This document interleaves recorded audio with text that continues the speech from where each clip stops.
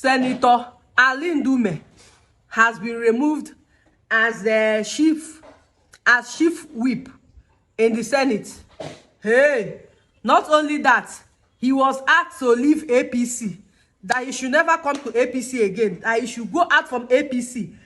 And they have even replaced him with another person, one Senator Tahir or something.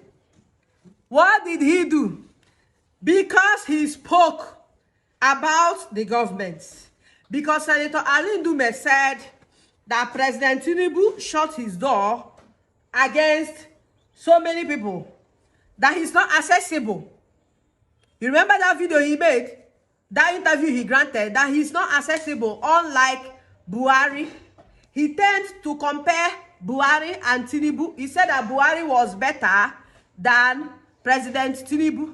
That was his offense. They don't come out as chief whip. They don't even tell him to leave APC. Hey, una no tell us, say, would they autocratic system of government? I think it's a democracy, oh. Okay. Hey, so okay, we know who may we close our mouth, oh. This is not does it, hey, now wow. But now this same government, now this Fabi talk, now they criticize pass when they never enter this city now. Don't be them. They dealt with Jonathan, President Jonathan. They dealt with him that time. Were we not here? Were we not here? Now they don't want to. You know, they said, Obuma. Anybody where they mulama, no, they allow me pass them for face. Obuma na talk a magaya you. Anybody where they cut 9, you know they allow 9 pass them for face. Hey, that's how they don't sack. Nah, eh. And people in Kenya self are there telling their president to step down. Hey! Kenyans are there protesting, telling their president to step down, that they don't want him again as president. Now here we no fit talk, oh. We no fit, oh. Let me play the video of what Senator ndume said that caused this problem. And listen to the video. And what do you think? Do you think that this thing he said warrants him to be sacked? And even warrants him to be told to leave the party? If you know the president before now, then you know that the whole scenario has changed. This is somebody, he stays in Lagos. If you go to Bodilon, anytime, any day, anytime in the night, you can go to Bodilon 2 o'clock. And in most cases, you find President Bola Ahmed Tinubu, you know, receiving people in and out. If you come to where he stays in Abuja here, Lagos, in the Lagos house, you will know from when you take a turn whether he's in town or not, any time of the day. There are times you can go there 3 in the night and you meet him there. But now, if you go to Villa, the front of Villa, it's like a graveyard because they don't allow anybody to go and see Mr. President. Well, let me take you up on that, because you suggested that the government or the presidency, indeed the presidency specifically, has adopted a closed-door policy, and that even ministers and members of the National Assembly, presumably like yourself, are struggling to engage with the president. I mean, that sounds pretty serious, doesn't it?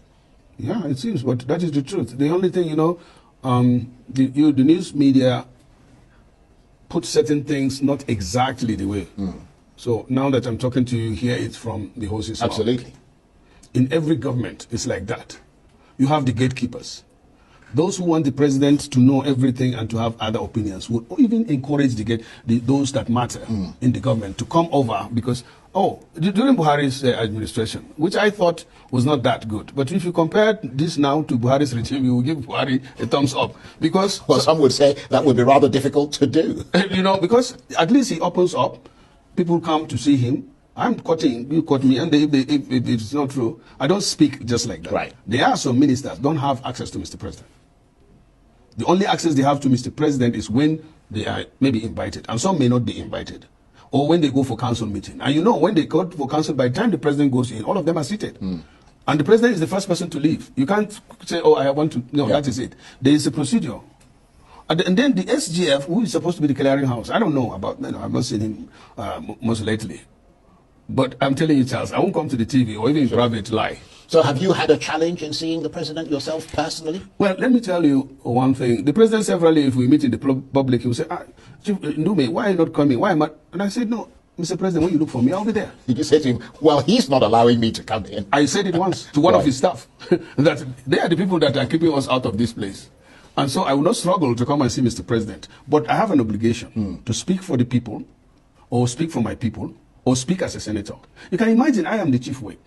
If a chief whip cannot have access to Mr. President, the new senators, of course. Yeah, that's a problem. Yeah, let me tell you. And let me tell you in difference to it. Obasanjo started, during his government, in 24 hours, if any senator wants to see him, nobody will ask him, what do you want to see the president for? He makes sure that within 24 hours, any senator has access to him. Ministers go in and out. You know, Obasanjo, as old as he was older than our president, he will be saying, but that is politics. You talk to the people, hear from the people. But now, to me, it seems, besides shielding Mr. President, they always give him assurance that everything is out there, is all right out there. And that is not the case.